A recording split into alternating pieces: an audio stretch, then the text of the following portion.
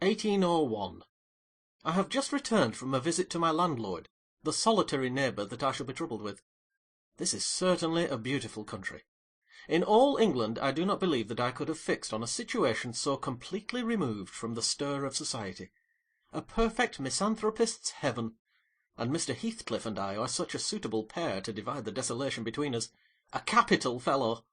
He little imagined how my heart warmed towards him when I beheld his black eyes withdraw so suspiciously under their brows as I rode up, and when his fingers sheltered themselves, with a jealous resolution, still further in his waistcoat, as I announced my name. "Mr. Heathcliff?" I said. A nod was the answer. "Mr. Lockwood, your new tenant, sir.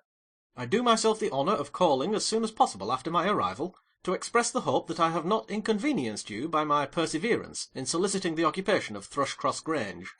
I heard yesterday you had had some thoughts—" "Thrushcross Grange is my own, sir," he interrupted, wincing.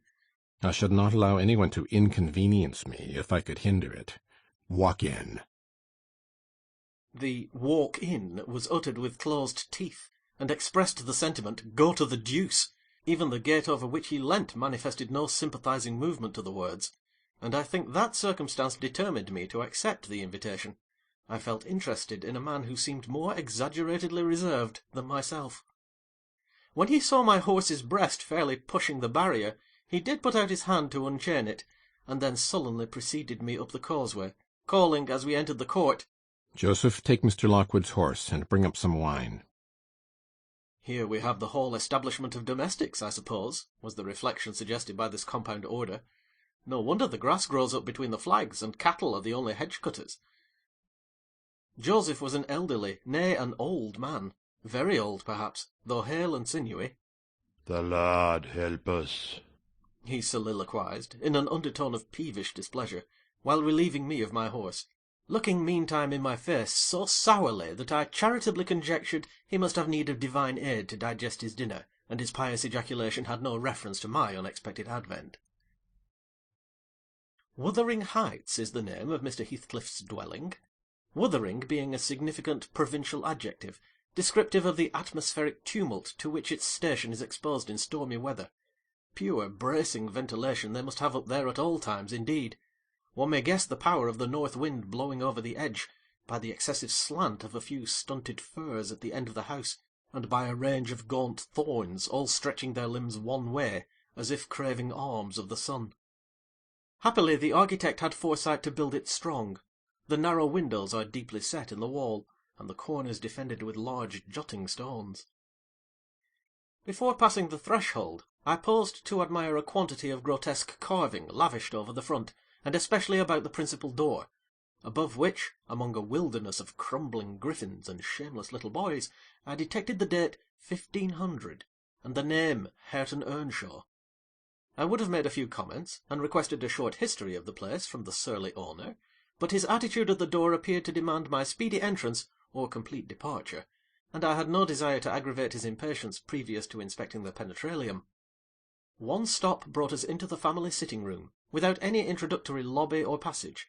They call it here the house pre-eminently. It includes kitchen and parlour generally, but I believe at Wuthering Heights the kitchen is forced to retreat altogether into another quarter. At least, I distinguished a chatter of tongues, and a clatter of culinary utensils deep within, and I observed no signs of roasting, boiling, or baking about the huge fireplace, nor any glitter of copper saucepans and tin colanders on the walls. One end, indeed, reflected splendidly both light and heat from ranks of immense pewter dishes, interspersed with silver jugs and tankards, towering row after row on a vast oak dresser to the very roof. The latter had never been underdrawn, its entire anatomy lay bare to an inquiring eye, except where a frame of wood, laden with oat-cakes and clusters of legs of beef, mutton, and ham, concealed it. Above the chimney were sundry villainous old guns, and a couple of horse-pistols, and, by way of ornament, 3 gaudily painted canisters disposed along its ledge. The floor was of smooth white stone, the chairs high-backed primitive structures painted green, 1 or 2 heavy black ones lurking in the shade. In an arch under the dresser reposed a huge liver-coloured bitch pointer, surrounded by a swarm of squealing puppies, and other dogs haunted other recesses.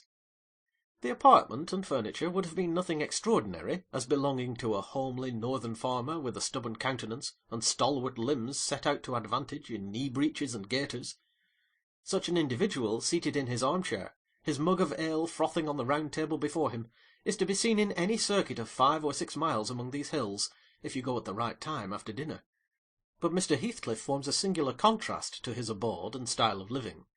He is a dark-skinned gipsy in aspect, in dress and manners a gentleman, that is, as much a gentleman as many a country squire, rather slovenly perhaps, yet not looking amiss with his negligence, because he has an erect and handsome figure, and rather morose. Possibly some people might suspect him of a degree of underbred pride. I have a sympathetic chord within that tells me it is nothing of the sort. I know, by instinct, his reserve springs from an aversion to showy displays of feeling, to manifestations of mutual kindliness. He'll love and hate equally under cover, and esteem it a species of impertinence to be loved or hated again. No, I'm running on too fast. I bestow my own attributes over-liberally on him. Mr. Heathcliff may have entirely dissimilar reasons for keeping his hand out of the way when he meets a would-be acquaintance, to those which actuate me. Let me hope my constitution is almost peculiar. My dear mother used to say I should never have a comfortable home, and only last summer I proved myself perfectly unworthy of one. While enjoying a month of fine weather at the sea-coast, I was thrown into the company of a most fascinating creature, a real goddess in my eyes, as long as she took no notice of me. I never told my love vocally. Still, if looks have language, the merest idiot might have guessed I was over head and ears. She understood me at last, and looked a return, the sweetest of all imaginable looks. And what did I do?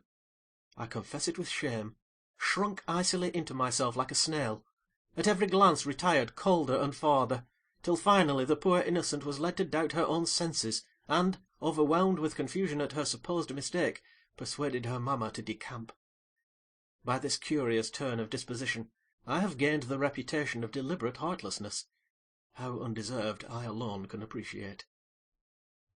I took a seat at the end of the hearthstone opposite that towards which my landlord advanced, and filled up an interval of silence by attempting to caress the canine mother, who had left her nursery and was sneaking wolfishly to the back of my legs, her lip curled up, and her white teeth watering for a snatch. My caress provoked a long guttural gnarl. "You'd better let the dog alone," growled Mr. Heathcliff in unison, checking fiercer demonstrations with a punch of his foot. "She's not accustomed to be spoiled, not kept for a pet." Then, striding to a side door, he shouted again, "Joseph!" Joseph mumbled indistinctly in the depths of the cellar, but gave no intimation of ascending, so his master dived down to him, leaving me vis-à-vis the ruffianly bitch and a pair of grim shaggy sheepdogs, who shared with her a jealous guardianship over all my movements. Not anxious to come in contact with their fangs, I sat still, but, imagining they would scarcely understand tacit insults, I unfortunately indulged in winking and making faces at the trio, and some turn of my physiognomy so irritated madam that she suddenly broke into a fury, and leapt on my knees. I flung her back, and hastened to interpose the table between us. This proceeding aroused the whole hive. Half a dozen 4-footed fiends of various sizes and ages issued from hidden dens to the common centre. I felt my heels and coat-laps peculiar subjects of assault, and parrying off the larger combatants as effectually as I could with the poker, I was constrained to demand, aloud, assistance from some of the household in re-establishing peace. Mr. Heathcliff and his man climbed the cellar steps with vexatious phlegm. I don't think they moved 1 second faster than usual, though the hearth was an absolute tempest of worrying and yelping. Happily, an inhabitant of the kitchen made more dispatch.